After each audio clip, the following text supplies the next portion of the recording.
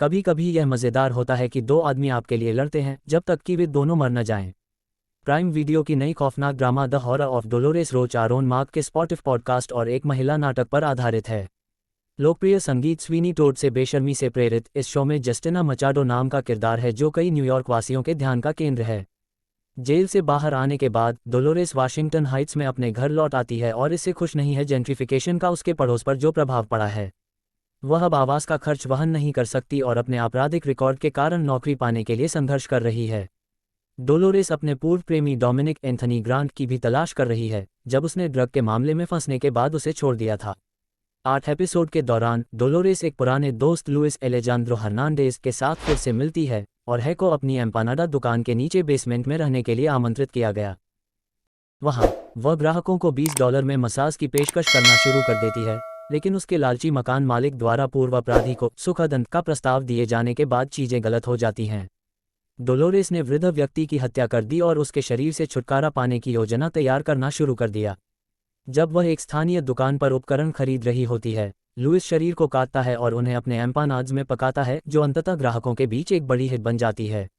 अधिक से अधिक नागरिक मृत हो जाते हैं और समुदाय के अन्य लोग चिंतित हो जाते हैं, जिसमें डोलोरेस का दोस्त जेरेमिया के टॉड फ्रीमैन भी शामिल है जो लुइस का मांस विक्रेता भी है। जब उसने देखा कि लुइस ने मांस खरीदना बंद कर दिया है और दो को एक साथ रख दिया है तो उसे संदेह होने लगता है। डोलोरेस ने झूठ बोलकर और यह कहकर उनका समय बर्बाद कर दिया कि लुइस उसे हत्याएं करने के लिए मजबूर कर रहा है। स्थिति बढ़ जाती है और अचानक दोनों पुरुष उसकी सुरक्षा के लिए लड़ने लगते हैं। मांग में मानव मांस और हाथों पर खून के साथ डोलोरेस एक चौराहे पर है। क्या वह लोगों की हत्या करना जारी रखती है, भले ही वह एक साफ शुरुआत के लिए बेताब है? वह सबके सामने अपनी बेगुनाही कैसे बरकरार रखती है? द हॉरर ऑफ डोलोरेस रोच के पेचीदा अंत के बारे में आपको जो कुछ जानने की ज़रूरत है। डोलोरेस रोच का आतंक एक खून खराबा है और उस समय का चक्र है जब हम पहली बार नामधारी चरित्र से मिले थे जो उसके जीवन पर आधारित एक नाटक के ब्रॉडवे प्रोडक्शन में मंच के पीछे है। वह उसे चित्रित करने वाले अभिनेता के ड्रेसिंग रूम में छिप जाती है और अकेले होने पर अपनी उपस्थिति दर्ज कराती है। डोलोरेस अभिनेता से कहती है कि वह उसे चोट नहीं पहुंचाएगी, लेकिन वह अपने रहस्य बताएगी जिसे वह कभी नहीं भूल पाएगी। उसकी कहानी उस समय रेखा में बदल जाती है जिसके बाद पहला सीजन आता है। अंतिम एपिसोड की शुरुआत में डोलोरेस और लुइस जमींदार के बेटे जोना एलान एस्केनाजी की हत्या के बाद अपनी भागने की योजना पर असहमत पाए जाते हैं। पहले दोनों ने जोना को रेस्तरां बेचने और वाशिंगटन हाइट्स से दूर जाने के लिए अपनी नई संपत्ति का उपयोग करने की योजना बनाई थी। वे मकान मालिक और क्षेत्र के अन्य लोगों के लापता होने में पुलिस की नई रुचि से भी निपट रहे हैं, जो सभी एम्पनाडा की दुकान की ओर ले जाते हैं। बेटे ने रेस्तरां में कैशियर नेल्ली किता अपडाइक के साथ रिश्ता शुरू कर दिया था और वह उसके लापता होने के बारे में सुराग तलाशना शुरू कर देती है। लुइस और डोलोरेस के ये दावा करने के बावजूद कि वह उनसे कभी नहीं मिला, नेली को रसोई में जोनाह का फ़ोन मिलता है। इस बीच डोलोरेस अपना सामान पैक करते हुए स्थिति को सुझाने के लिए इधर उधर भाग रही है। उसे एक स्थानीय दोस्त जॉय जीन यून ने रोका है जो मालिश के लिए भीख मांग रहा है। डोलोरेस उसे शिकायत करना बंद करने के लिए कहती है और उसे एक संक्षिप्त मालिश देने के लिए सहमत हो जाती है, लेकिन जैसे ही जॉय अपना मुंह चलाना जारी रखता है, डोलोरेस उसे मारकर चुप करा देती है।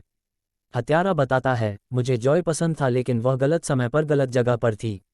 डोलोरेस ऊपर की ओर दौड़ती है और नेली को एक निजी अन्वेषक रूटी सिंडी लॉपर के पिछले लापता होने के बारे में कुछ ग्राहकों के साथ बातचीत करते हुए सुनती है, जिसकी सीजन में पहले ही हत्या कर दी गई थी। डोलोरेस नेली को पकड़ लेती है और उसे दूसरों के साथ गपशप करना बंद करने के लिए कहती है। समूह में उनके ऊपर वाले पड़ोसी और स्थानीय पॉडकास्टर कालेब जेफरी सेल्फ भी हैं। नेली को शांत करने के बाद डोलोरेस को लुइस के बारे में चिंता होने लगती है, लेकिन वह फैसला करती है कि वह बहुत अप्रत्याशित है और जोर देकर कहती है कि वह उसके साथ या उसके बिना चली जाएगी।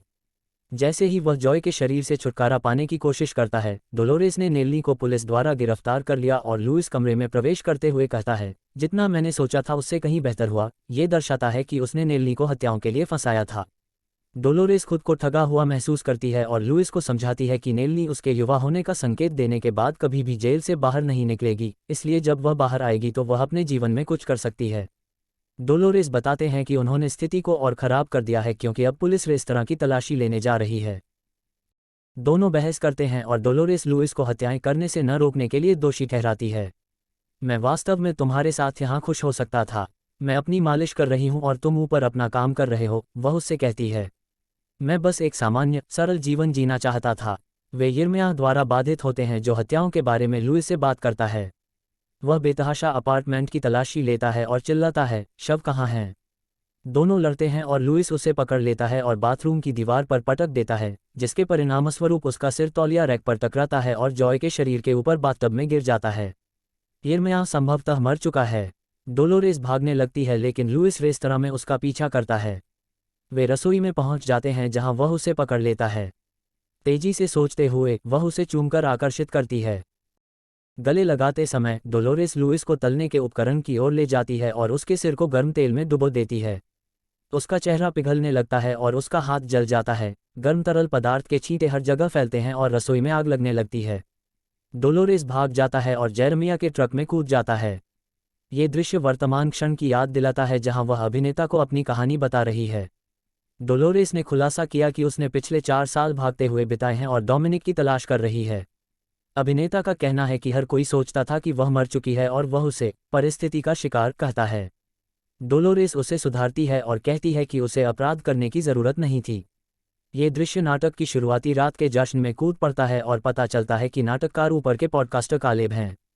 डोलोरेस उसका पता लगा लेती है और उसका गला घोंटना शुरू कर देती है, लेकिन कालेब डोमिनिक कहकर उसे रोक देता है। वह उसे तब जाने देती है जब वह कहता है कि वह किसी ऐसे व्यक्ति को जानता है जो जानता है कि उसका पूर्व प्रेमी कहाँ है। नाटककार डोलोरेस को एक घर की ओर ले जाता है और जब वह पूछती है, ये किसका घर है, वह उसे सिर्फ दरवाज़ा खटखटाने के लिए प्रोत्साहित करता है। वह उसे धमकी देती है और कहती है कि वह कार में ही रहे वरना वह उसे मार डालेगी।